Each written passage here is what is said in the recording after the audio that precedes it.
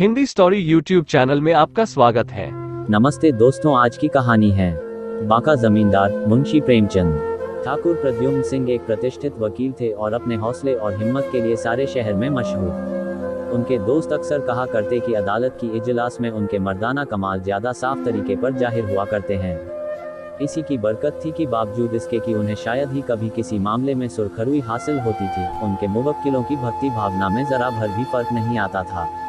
इंसाफ की कुर्सी पर बैठने वाले बड़े लोगों की निडर आज़ादी पर किसी प्रकार का संदेह करना पाप ही क्यों न हो, मगर शहर के जानकार लोग एलानिया कहते थे कि ठाकुर साहब जब किसी मामले में जिद पकड़ लेते हैं तो उनका बदला हुआ तेवर और तमतमाया हुआ चेहरा इंसाफ को भी अपने वश में कर लेता है।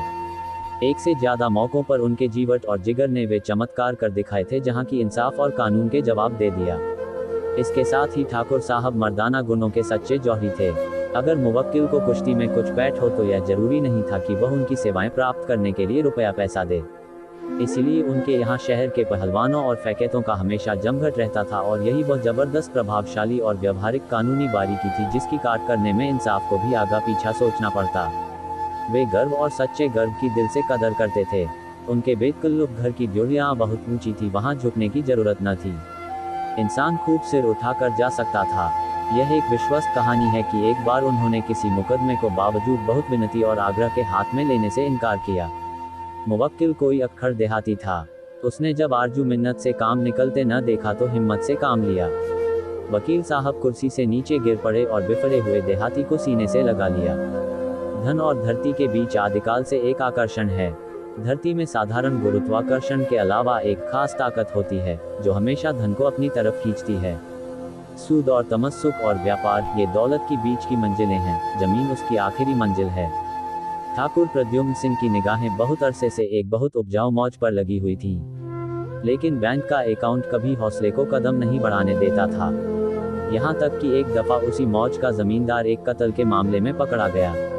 उसने सिर्फ रस्मों रिवाज के माफिक एक आसामी को दिन भर धूप और जेठ की जलती हुई धूप में खड़ा रखा था, लेकिन अगर सूरज की गर्मी या जिस्म की कमजोरी या प्यास की तेजी उसकी जानलेवा बन जाए तो इसमें जमींदार की क्या खता थी। ये शहर के वकीलों की जाति थी कि कोई उसकी हिमायत पर आमदा न हुआ या मुमकिन है जमींदार के हाथ की तंगी को भी उसमें कुछ दखल हो। बहरहाल उसने चारों तरफ से ठोकरें खाकर ठाकुर साहब की शरण ली।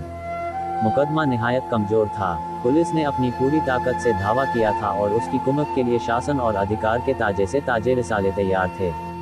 ठाकुर साहब अनुभवी सपेरों की तरह सांप के बिल में हाथ नहीं डालते थे, लेकिन इस मौके पर उन्हें सूखी मसलहत के मुकाबले में अपनी मुरादों का पल्ला झुकता हुआ नजर आया। जमींदार को इत्मीनान दिलाया और वकालतनामा दाखिल कर दिया और फिर इस तरह जी जान से मुकदमे की पैरवी की। कुछ इस तरह जान लड़ाई की मैदान से जीत का डंका बजाते हुए निकले।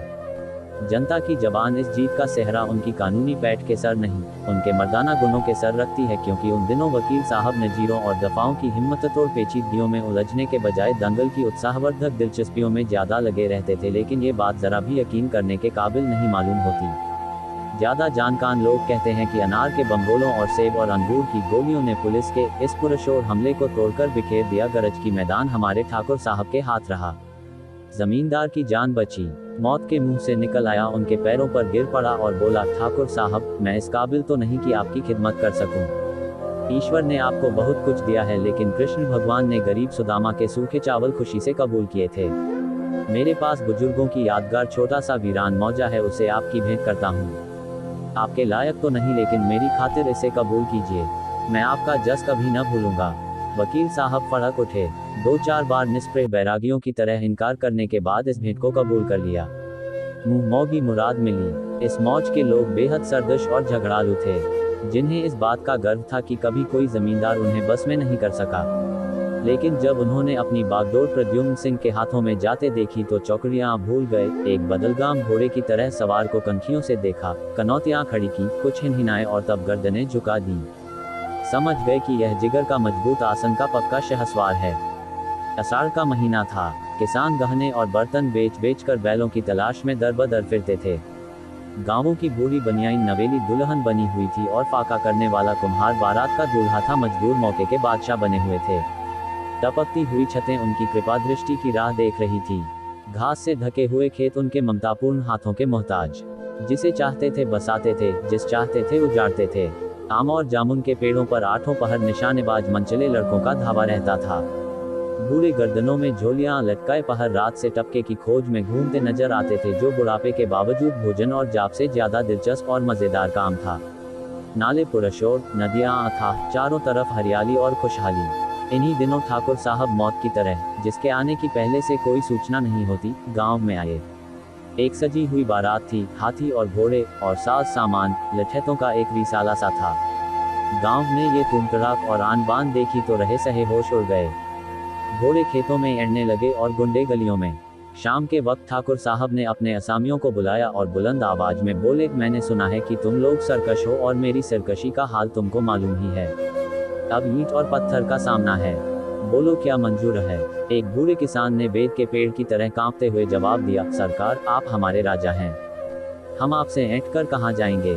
ठाकुर साहब तेवर बदल कर बोले, तो तुम लोग सब के सब कल सुबह तक 3 साल का पेशगी लगान दाखिल कर दो और खूब ध्यान देकर सुन लो कि मैं हुक्म को दोहराना नहीं जानता, वरना मैं गांव में हल चलवा दूंगा और घरों को खेत बना दूंगा। सारे गांव में कोहराम मच गया। 3 साल का पेशगी लगान और इतनी जल्दी जुटाना असंभव था। रात इसी हैस बैस में कटी। अभी तक आरजू मिन्नत के बिजली जैसे असर की उम्मीद बाकी थी। सुबह बड़ी इंतजार के बाद आई तो प्रलय बनकर आई।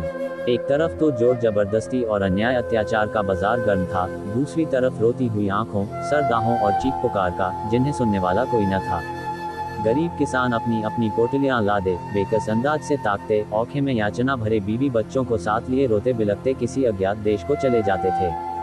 शाम हुई तो गांव उजड़ गया। ये खबर बहुत जल्द चारों तरफ फैल गई। लोगों को ठाकुर साहब के इंसान होने पर संदेह होने लगा।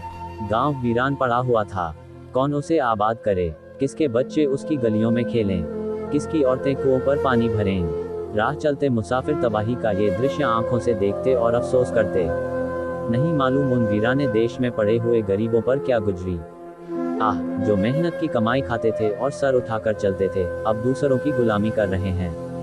इस तरह पूरा साल गुजर गया। तब गांव के नसीब जागे। जमीन उपजाऊ थी, मकान मौजूद। धीरे धीरे जुर्म की ये दास्तान फीकी पड़ गई। मनचले किसानों की लोक दृष्टि उस पर पड़ने लगी। बला से जमींदार जालिम है, बेरहम है, सख्तियां करता है, हम उसे मना लेंगे। 3 साल की पेशगी लगान का क्या जिक्र, वह जैसे खुश होगा खुश करेंगे। उसकी गालियों को दुआ समझेंगे, उसके जूते अपने सर आंखों पर रखेंगे। वह राजा है, हम उनके चाकर हैं। जिंदगी की कश्मकश और लड़ाई में आत्मसम्मान को निभाना कैसा मुश्किल काम है। दूसरा आषाढ़ आया तो वह गांव फिर बगीचा बना हुआ था। बच्चे फिर अपने दरवाजों पर घरौंदे बनाने लगे। मर्दों के बुलंद आवाज के गाने खेतों में सुनाई दिए व औरतों के सुहाने गीत चक्कियों पर। जिंदगी के मोहक दृश्य दिखाई देने लगे। साल भर गुजरा। जब रबी की दूसरी फसल आई तो सुनहरी बालों को खेतों में लहराते देखकर किसानों के दिल लहराने लगते थे। साल भर पड़ती जमीन ने सोना उगल दिया था। औरतें खुश थीं कि अब के नए नए गहने बनवाएंगे। मर्द खुश थे कि अच्छे अच्छे बैल मोल लेंगे और दारोगा जी की खुशी का तो अंत ही न था। ठाकुर साहब ने ये खुशखबरी सुनी तो देहात की सैर को चले। वही शान शौकत, वही लठैतों का रिसाला, वही गुंडों की फौज। गांव वालों ने उनके आदर सत्कार की तैयारियां करनी शुरू की।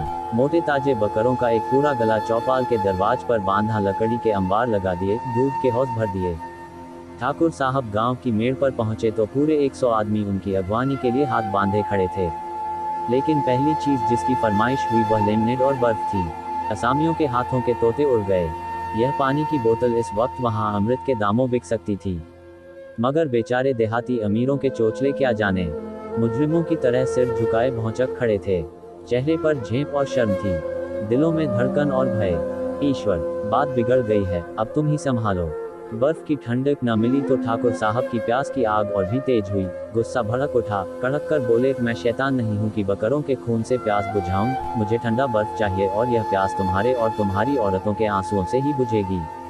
एहसान फरामोश, नीच मैंने तुम्हें जमीन दी, मकान दिए और हैसियत दी और इसके बदले में तुम ये दे रहे हो कि मैं खड़ा पानी को तरसता हूँ। तुम इस काबिल नहीं हो कि तुम्हारे साथ कोई रियायत की जाए। कल शाम तक मैं तुम में से किसी आदमी की सूरत इस गांव में न देखूं, वरना प्रलय हो जाएगा। तुम जानते हो कि मुझे अपना हुक्म दोहराने की आदत नहीं है। रात तुम्हारी है, जो कुछ ले जा सको ले जाओ, लेकिन शाम को मैं किसी की मनहूस सूरत न देखूं। ये रोना और चीखना फिजू है। मेरा दिल पत्थर का है और कलेजा लोहे का, आंसुओं से नहीं पसीजता। और ऐसा ही हुआ। दूसरी रात को सारे गांव कोई दिया जलाने वाला तक न रहा। फूलता फलता गांव भूत का डेरा बन गया। बहुत दिनों तक ये घटना आसपास के मनचले किस्सागोयों के लिए दिलचस्पियों का खजाना बनी रही। एक साहब ने उस पर अपनी कलम भी चलाए। बेचारे ठाकुर साहब ऐसे बदनाम हुए कि घर से निकलना मुश्किल हो गया। बहुत कोशिश की गांव आबाद हो जाए, लेकिन किसकी जान भारी थी कि इस अंधेर नगरी में कदम रखता जहां मोटापे की सजा फांसी थी। कुछ मजदूर पेशा लोग किस्मत का जुआ खेलने आए, मगर कुछ महीनों से ज्यादा न जम सके। उजड़ा हुआ गांव खोया हुआ एतबार है जो बहुत मुश्किल से जमता है। आखिर जब कोई बस न चला तो ठाकुर साहब ने मजबूर होकर आराजी माफ करने का काम आम ऐलान कर दिया, लेकिन इस रियासत से रही सही साख भी खो दी। इस तरह 3 साल गुजर जाने के बाद एक रोज वहां बंजारों का काफिला आया। शाम हो गई थी और पूरब तरफ से अंधेरे की लहर बढ़ती चली आती थी। बंजारों ने देखा तो सारा गांव वीरान पड़ा हुआ है, जहां आदमियों के घरों में गिद्ध और गीदड़ रहते थे। इस तिलिस्म का भेद समझ में न आया। मकान मौजूद हैं, जमीन उपजाऊ है, हरियाली से लहराते हुए खेत हैं और इंसान का नाम नहीं। कोई और गांव पास न था, वहीं पड़ाव डाल दिया। जब सुबह हुई, बैलों के गलों की घंटियों ने फिर अपना रजत संगीत अलापना शुरू किया और काफिला गांव से कुछ दूर निकल गया तो एक चरवाहे ने जोर जबरदस्ती की यह लंबी कहानी उन्हें सुनाई। दुनिया भर में घूमते फिरने ने उन्हें मुश्किलों का आदी बना दिया था। आपस में खुद मशवरा किया और फैसला हो गया। ठाकुर साहब की जोड़ी पर जा पहुंचे और नजराने दाखिल कर दिए। गांव फिर आबाद हुआ। ये बंजारे बला के चिमड़, लोहे की सी हिम्मत और इरादे के लोग थे, जिनके आते ही गांव में लक्ष्मी का राज हो गया। फिर घरों में से धुएं के बादल उठे, कोल्हारों ने फिर धुएं और भाप की चादरें पहनी, तुलसी के चबूतरे पर फिर से चिराग जले। रात को रंगीन तबीयत नौजवानों की अलापें सुनाई देने लगी। चरागाहों में फिर मवेशियों के गल्ले दिखाई दिए और किसी पेड़ के नीचे बैठे हुए चरवाहे की बांसुरी की मध्यम और रसीली आवाज दर्द और असर में डूबी हुई इस प्राकृतिक दृश्य में जादू का आकर्षण पैदा करने लगी।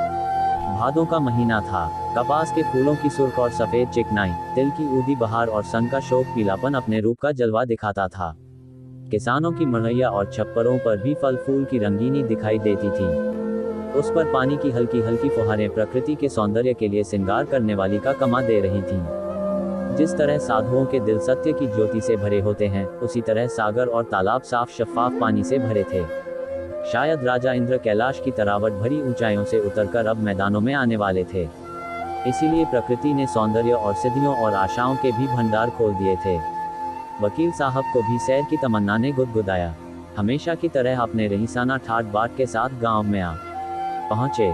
देखा तो संतोष और निश्चिंतता के वरदान चारों तरफ स्पष्ट थे। गांव वालों ने उनके शुभागमन का समाचार सुना, सलाम को हाजिर हुए। वकील साहब ने उन्हें अच्छे अच्छे कपड़े पहने, स्वाभिमान के साथ कदम मिलाते हुए देखा। उनसे बहुत मुस्कुराकर मिले, फसल का हाल चाल पूछा। बूढ़े हरदास ने एक ऐसे लहजे में जिससे पूरी जिम्मेदारी और चौधरापे की शान टपकती थी, जवाब दिया, हुजूर के कदमों की बरकत से सब चैन है। किसी तरह की तकलीफ नहीं, आपकी दी हुई नेमत खाते हैं और आपका जस गाते हैं। हमारे राजा और सरकार जो कुछ हैं, आप हैं और आपके लिए जान तक हाजिर है। ठाकुर साहब ने तेवर बदल कर कहा, मैं अपनी खुशामद सुनने का आदी नहीं हूँ। बूढ़े हरदास के माथे पर बल पड़े, अभिमान को चोट लगी। बोला, मुझे भी खुशामद करने की आदत नहीं है। ठाकुर साहब ने ऐंठ कर जवाब दिया, तुम्हें रईसों से बात करने की तमीज नहीं। ताकत की तरह तुम्हारी अक्ल भी बुढ़ापे की भेंट चढ़ गई। हरदास ने अपने साथियों की तरफ देखा। गुस्से की गर्मी से सबकी आंख फैली हुई और धीरज की सर्दी से माथे सिकुड़े हुए थे। बोला, हम आपकी रैयत हैं, लेकिन हमको अपनी आबरू प्यारी है और चाहे आप जमींदार को अपना सिर दे दें, आबरू नहीं दे सकते। हरदास के कई मनचले साथियों ने बुलंद आवाज में तायद की, आबरू जान के पीछे है। ठाकुर साहब के गुस्से की आग भड़क उठी और चेहरा लाल हो गया और जोर से बोले, तुम लोग जबान संभाल कर बातें करो, वरना जिस तरह गले में झोलियां लटकाए आए थे उसी तरह निकाल दिए जाओगे।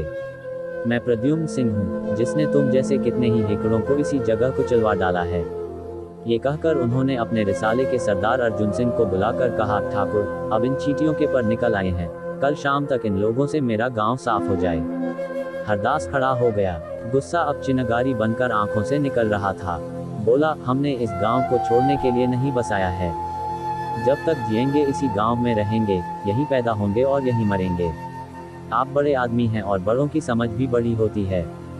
हम लोग अब खरगंवार हैं। नाहक गरीबों की जान के पीछ मत पड़िए, खून खराबा हो जाएगा। लेकिन आपको यही मंजूर है तो हमारी तरफ से आपके सिपाहियों को चुनौती है, जब चाहे दिल के अरमान निकाल लें। इतना कहकर ठाकुर साहब को सलाम किया और चल दिया। उसके साथी गर्व के साथ अकड़ते हुए चले। अर्जुन सिंह ने उनके तेवर देखे, समझ गया कि यह लोहे के चने हैं, लेकिन शोहदों का सरदार था, कुछ अपने नाम की लाज थी।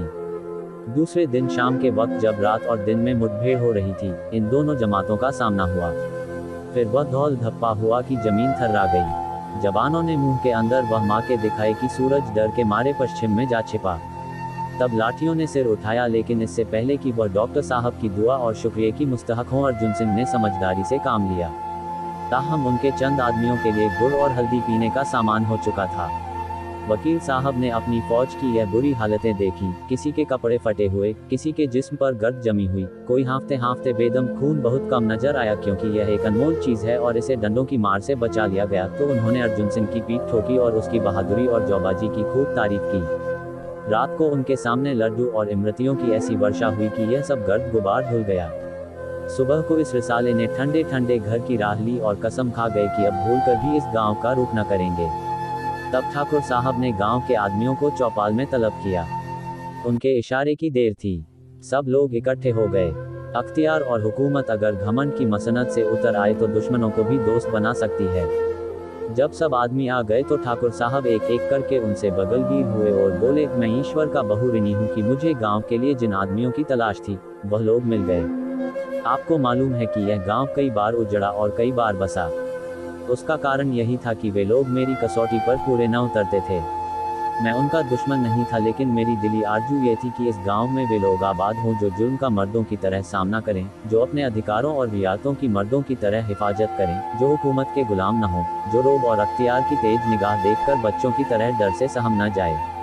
मुझे इत्मीनान है कि बहुत नुकसान और शर्मिंदगी और बदनामी के बाद मेरी तमन्नाएं पूरी हो गईं। मुझे इत्मीनान है कि आप उल्टी हवाओं और ऊंची ऊंची उठने वाली लहरों का मुकाबला कामयाबी से करेंगे। मैं आज इस गांव से अपना हाथ खींचता हूँ। आज से यह आपकी मिल्कियत है, आप ही इसके जमींदार और मालिक हैं। ईश्वर से मेरी यही प्रार्थना है कि आप फलें फूलें और सरसब्ज हों। इन शब्दों ने दिलों पर जादू का काम किया। लोग स्वामी भक्ति के आवेश से मस्त होकर ठाकुर साहब के पैरों से लिपट गए और कहने लगे, हम आपके कदमों से जीते जी जुदा न होंगे। आपका सा कद्रदान और रियाया परवर बुजुर्ग हम कहाँ पाएंगे। वीरों की भक्ति और सहानुभूति, वफादारी और एहसान का एक बड़ा दर्दनाक और असर पैदा करने वाला दृश्य आंखों के सामने पेश हो गया। लेकिन ठाकुर साहब अपने उदार निश्चय पर दृढ़ रहे और 50 साल से ज्यादा गुजर गए हैं। लेकिन उन्हीं बंजारों के वारिस अभी तक मौजा साहिगंज के माफीदार हैं। औरतें अभी तक ठाकुर प्रद्युम्न सिंह की पूजा और मन्नतें करती हैं और गो अब इस मौज के कई नौजवान दौलत और हुकूमत की बुलंदी पर पहुंच गए हैं, लेकिन गुरे और अक्खड़ हरदास के नाम पर अब भी गर्व करते हैं। और भादो सुदी एकादशी के दिन अभी उसी मुबारक फतेह की यादगार में जश्न मनाए जाते हैं।